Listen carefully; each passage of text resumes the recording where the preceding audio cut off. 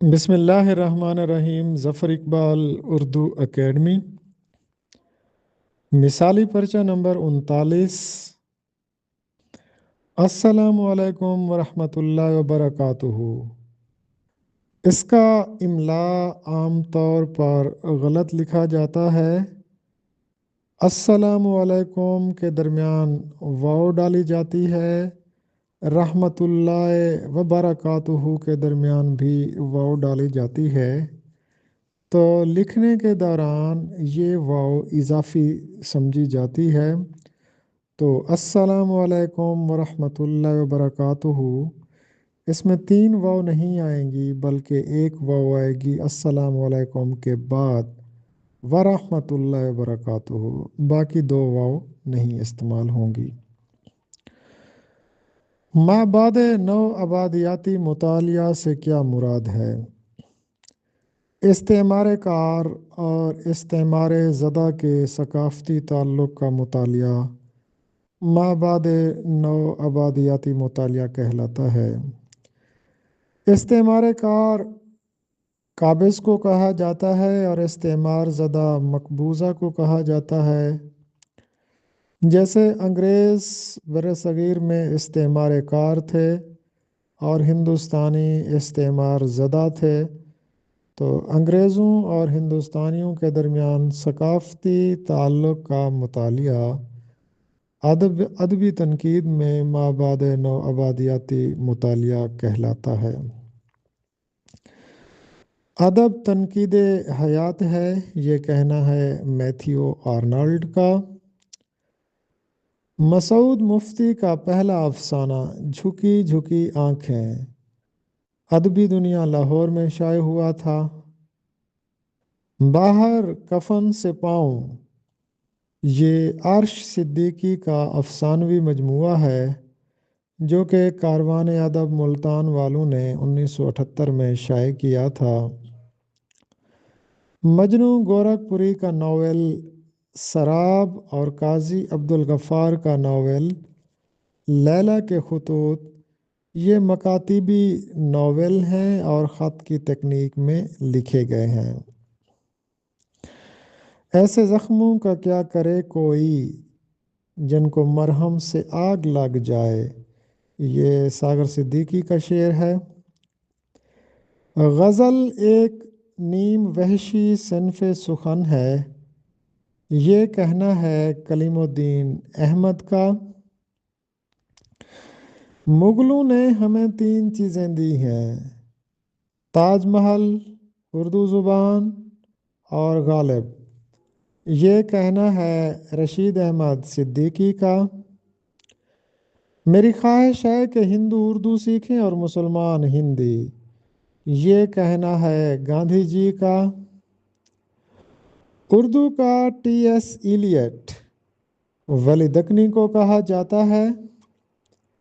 صدف مٹی جیسے لوگ دیوار پہ دستک، دیوار پہ دستک کلیات ہے، جبکہ صدف اور مٹی جیسے لوگ یہ شعری مجموعے ہیں شہزاد احمد کے۔ چاند چہرے مجھے اچھے تو بہت لگتے ہیں، عشق میں اس سے کروں گا جسے اردو آئے، عباس تابش کا یہ شعر ہے۔ مسدس حالی دکھے ہوئے دل کی پکار ہے، ڈاکٹر عبادت بریلوی۔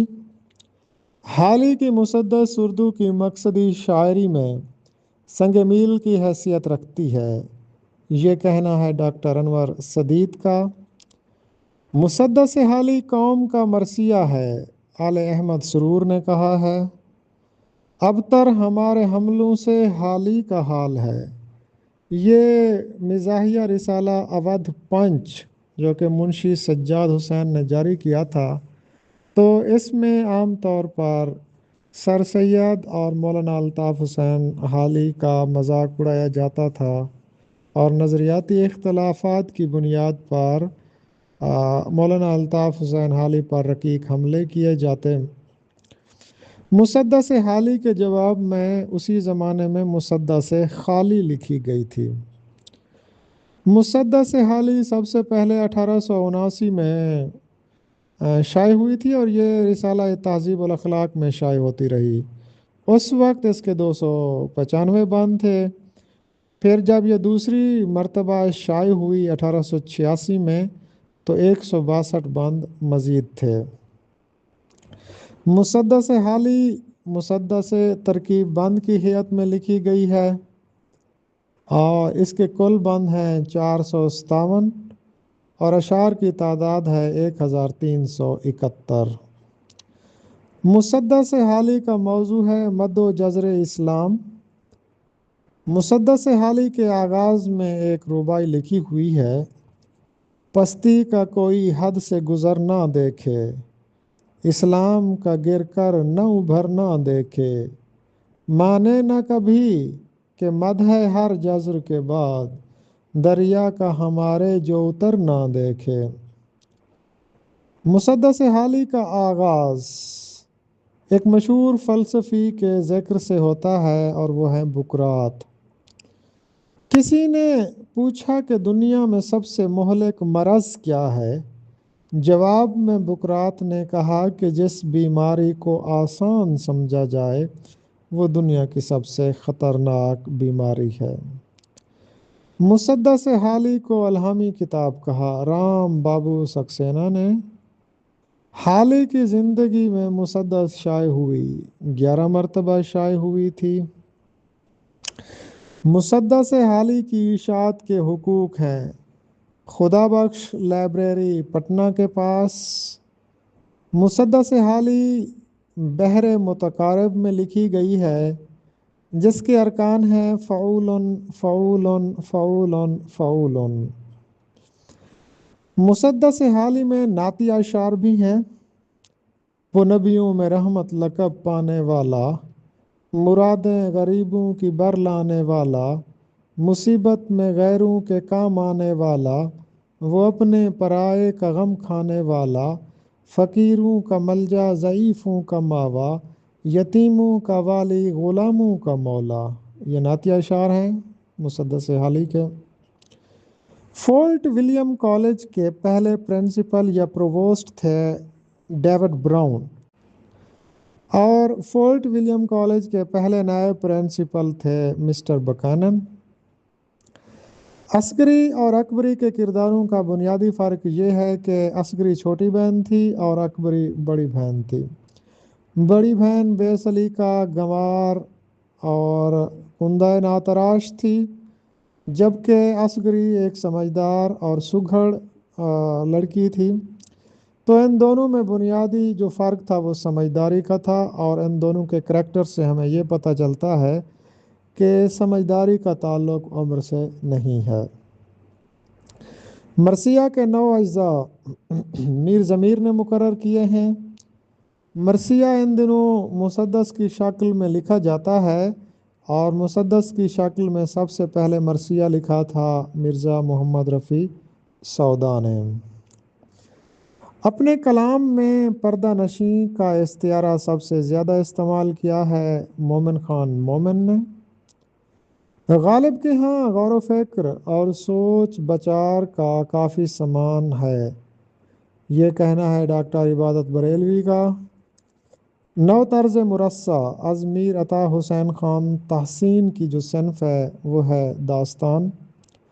آرائش محفل کے نام سے قصہ حاتم طائی بیان کیا ہے حیدر بخش حیدری نے۔ رانی کیتکی کی کہانی اور کنور رود بان کا قصہ سید انشاء اللہ خان انشا نے بیان کیا ہے۔ عارضی پرزہ کرنا کا مطلب ہوتا ہے فریاد کرنا۔ بھاویں ہی نہ آنا، اس کا مطلب ہوتا ہے بالکل ہی نہ آنا۔ ہوا پر گرہ لگانا، اس کا مطلب ہوتا ہے ناممکن کام کرنا یا چالاکی کرنا۔ ناک پر ٹکا رکھنا، فوری اجرت دینا۔ پیٹ میں انگارے بھرنا، ناحق مال کھانا۔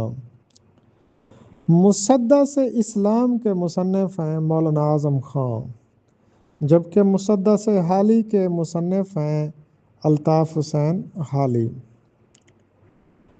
غالب کی تاریخ وفات عبدالحکیم جوش نے اس مصرع سے نکالی، سخن زندہ بھی تمام ہوا۔